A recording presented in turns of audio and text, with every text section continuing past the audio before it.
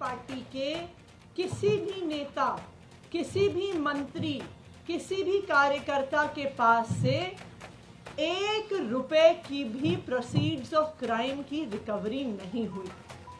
आज तक आम आदमी पार्टी के किसी भी नेता के पास प्रोसीड्स ऑफ क्राइम का, इस मनी ट्रेल का 1 रुपया भी नहीं मिला।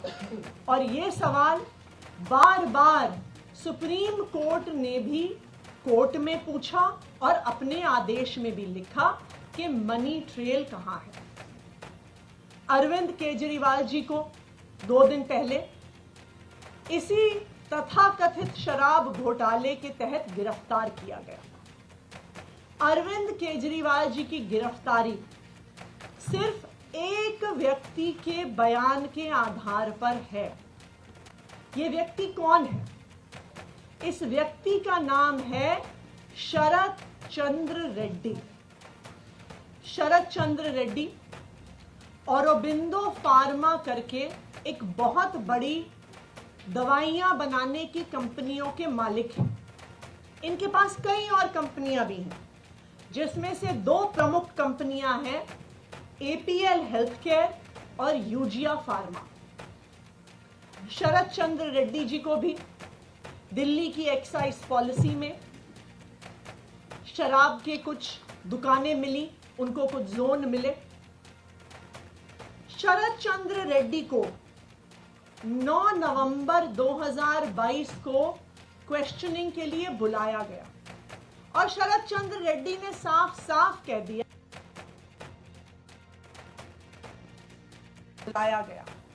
और शरद चंद्र रेड्डी ने साफ साफ कह दिया कि मैं कभी अरविंद केजरीवाल से मिला नहीं, मेरी उनसे कोई बात नहीं हुई, मेरा आम आदमी पार्टी से कोई लेन देन नहीं। जैसे ही उन्होंने कहा कि मैं अरविंद केजरीवाल से मिला नहीं, उनको तुरंत अगले दिन ईडी द्वारा गिरफ्तार कर लिया गया। कई महीने जेल में रहने के बाद एक दिन शरद रेड्डी जी ने अपना बयान बदल लिया। शरद रेड्डी जी कहते हैं कि मैं अरविंद केजरीवाल जी से मिला भी। शरद रेड्डी जी कहते हैं कि मेरी उनसे शराब घोटाले पे बात भी हुई। और जैसे ही शरद रेड्डी ये कहते हैं, उनको जमानत भी मिल जाती है ईडी के द्वारा। लेकिन ये तो सिर्फ बयान है। पैसा कहां है? मनी ट्रेल कहां है? क्योंकि बीजेपी और उनका राइट हैंड इन्फोर्समेंट डायरेक्टरेट तो बार बार कह रहे हैं कि शराब घोटाले में पैसा बना और शराब के दुकानदारों ने इस पैसे को भ्रष्टाचार में, इस पैसे को रिश्वत के तौर पे दिया। लेकिन ये तो शरद चंद्र रेड्डी का सिर्फ बयान है, जिसके आधार पर अरविंद केजरीवाल को गिरफ्तार किया गया है। मनी ट्रेल कहां है? मैं बताती हूं आपको कि मनी ट्रेल कहां है।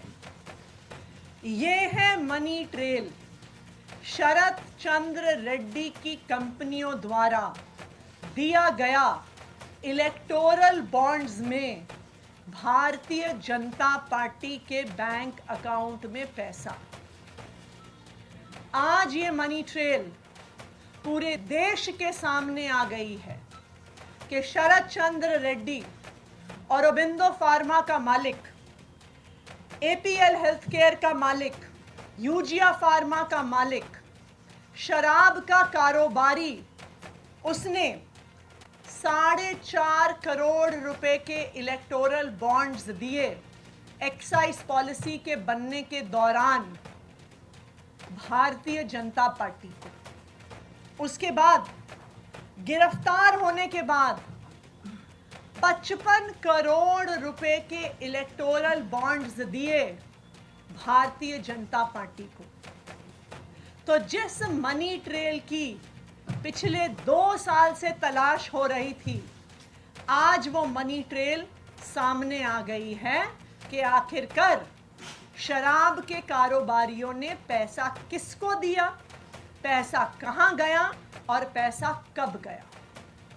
तो अब मैं प्रधानमंत्री नरेंद्र मोदी जी को चैलेंज कर रही हूं। मैं उनके राइट हैंड इन्फोर्समेंट डायरेक्टरेट को चैलेंज कर रही हूं कि आज शराब घोटाले की मनी ट्रेल मिल गई है। सारा पैसा भारतीय जनता पार्टी के बैंक अकाउंट में गया है।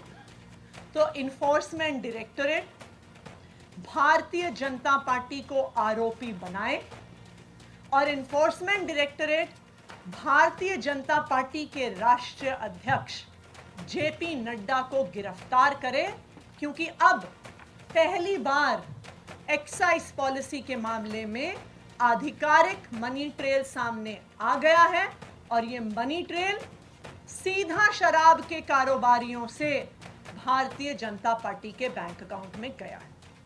अब मैं चाहूंगी कि सौरभ भारद्वाज जी और डिटेल में इस बात को रखें। नमस्कार साथियों, जब से इलेक्टोरल बॉन्ड के बारे में सुप्रीम कोर्ट में चर्चा हुई, सब लोगों के सामने है कि भारतीय जनता पार्टी, केंद्र सरकार, एसबीआई, इलेक्शन कमीशन सब कोशिश कर रहे थे इलेक्टोरल बॉन्ड किस कंपनी ने किस पार्टी को दिया, ये जांच जो है ये सुप्रीम कोर्ट ना करे और ये डिटेल्स बाहर ना आए। मगर जब से ये डिटेल्स बाहर आई हैं, बहुत serious questions Bharatiya Janata party से उठते हैं और मैं आपको डेट वाइज बताऊंगा ताकि हर एक साधारण आदमी को समझ में आ जाए कब कहा गया कि ऑरोबिंदो फार्मेसी और उसके डायरेक्टर मनी लॉन्ड्रिंग कर रहे हैं। मनी लॉन्ड्रिंग कर रहे हैं का मतलब तो भ्रष्टाचार कर रहे हैं। ईडी कह रही है कि वो भ्रष्टाचार कर रहे हैं। जो कंपनी मनी लॉन्ड्रिंग कर रही है या जो आदमी मनी लॉन्ड्रिंग कर रहा है, आपकी ईडी उसको छापा मार रही है, आपकी ईडी उसको गिरफ्तार कर रही है, वो कंपनी आपको चंदा दे रही है। और एक दो नहीं, 59.5 करोड़, 59.5 करोड़ रुपए का चंदा भारतीय जनता पार्टी ने लिया है। उनके अकाउंट से इनके अकाउंट में आया है, सबूत है। सुनिए, नवंबर से पहले, नवंबर 2021 से पहले की बात बतानी जरूरी है, क्योंकि नवंबर 2021 में ये पॉलिसी आई और इस पॉलिसी के अंदर ईडी का आरोप है कि शरद चंद्र रेड्डी और उनसे संबंधित कंपनियों को दिल्ली के अंदर 5 जोन मिले लिकर वेंट्स के। बहुत बड़ी बात है, ये एलिगेशन है। ये पॉलिसी नवंबर 2021 में आई। तो जब ये पॉलिसी चल रही थी उस दौरान, यानी कि 5 जनवरी 2022 को ये पॉलिसी उस वक्त रन कर रही थी, इनके पास 5 जोन थे। उस दौरान ऑरोबिंदो फार्मा ने 3 करोड़ के बॉन्ड खरीदे और उसके कुछ दिनों में बीजेपी ने वो बॉन्ड इनकैश करा लिए। अभी सबूत आ गए हैं कि भारतीय जनता पार्टी ने ये पैसा ले लिया है। उसके कुछ दिनों बाद जुलाई में ऑरोबिंदो फार्मा ने 1.5 करोड़ रुपए के बॉन्ड खरीदे। जुलाई 2022 में ही बीजेपी ने वो बॉन्ड इनकैश करा लिए। ऑरोबिंदो फार्मा का पैसा आ गया। अभी तक ऑरोबिंदो फार्मा के ऊपर कोई मुकदमा नहीं चला है, ठीक है। अब इसके बाद आते हैं नवंबर में। अब आपको मालूम ही है कि जुलाई के अंदर ये पॉलिसी 2022 में वापस आ गई। सरकार ने वो पॉलिसी वापस ले ली और ये बात होने लगी, सब जगह मुकदमे दर्ज होने लगे। सीबीआई के मुकदमे दर्ज हो गया कि ये जो कंपनियां हैं ये अब रडार में हैं, इनके ऊपर जांच चल रही है। अब आप सुनिए कि 9 नवंबर को 2022 ईडी शरद चंद्र रेड्डी को बुलाती है। शरद चंद्र रेड्डी कहते हैं कि मैं अरविंद केजरीवाल से कभी नहीं मिला, कोई पैसे का कोई लेन देन नहीं है, कोई सवाल ही नहीं उठता। अगले दिन 10 नवंबर 2022 को शरद चंद्र रेड्डी को ईडी गिरफ्तार कर लेती है। दिल्ली सरकार के